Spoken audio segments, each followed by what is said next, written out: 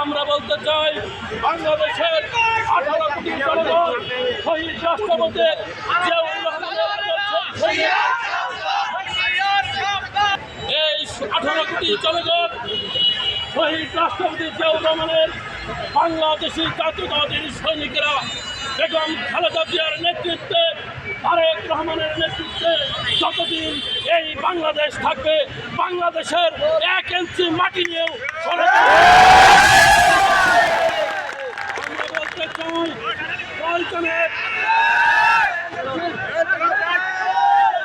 প্রয়োজনে বুকের তাজা রক্ত 1971 সালের মতো আবার যুদ্ধ করব, রক্ত দিব, ভারতীয় আগ্রাসন মেনে নেওয়া হবে না।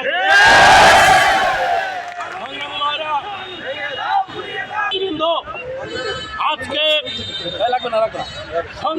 নির্বাচনের কথা বলে ভারত বাংলাদেশের বিরুদ্ধে অপপ্রচার করছে। এই বাংলাদেশের আমাদের যারা সংখ্যালঘু ভাইরা রয়েছে আমরা সবাইকে এই বাংলাদেশের নাগরিক মনে করি, তাদেরকে আমাদের ভাই মনে করি। বাংলাদেশের হিন্দু সম্প্রদায় আমাদের ভাই, আমাদের সমাজের মানুষ, আমরা তাদেরকে দেখে রাখবো, তারা এই সমাজের অংশ। এই হিন্দু ভাইরা আমরা তাদের পূজায় পাহারা দিয়েছি, তাদের সকল অনুষ্ঠানে আমরা সহযোগিতা করি, কিন্তু এই ভারতে আমাদের মুসলমান ভাইদের উপরে যেইভাবে নির্মম নির্যাতন করা হয়, যেইভাবে আমাদের বড়দেরকে অনুরোধ করব সকল ধর্মের শ্রেণী পেশার আপনারা সকলে ঐক্যবদ্ধভাবে ভারতীয় নির্যাতন, ভারতীয় অগ্রাসনবাদ, ভারতীয় অপপ্রচার ইনশাল্লাহ আমরা রুখে দেব। ইনশাল্লাহ কোনো ষড়যন্ত্রে, কোনো উস্কানিতে আপনারা পা দিবেন না। এবং এই আওয়ামী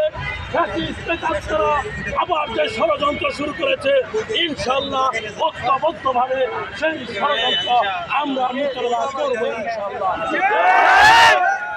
সকলকে সাথে নিয়ে আগামী দিনে একটি সুন্দর বাংলাদেশ বেগম খালেদা জিয়ার নেতৃত্বে, তারেক রহমানের নেতৃত্বে একটি গণতান্ত্রিক বাংলাদেশ আমরা প্রতিষ্ঠা করব। সবাইকে ধন্যবাদ জানিয়ে আমার বক্তব্য শেষ করছি। খোদা হাফেজ। বাংলাদেশ।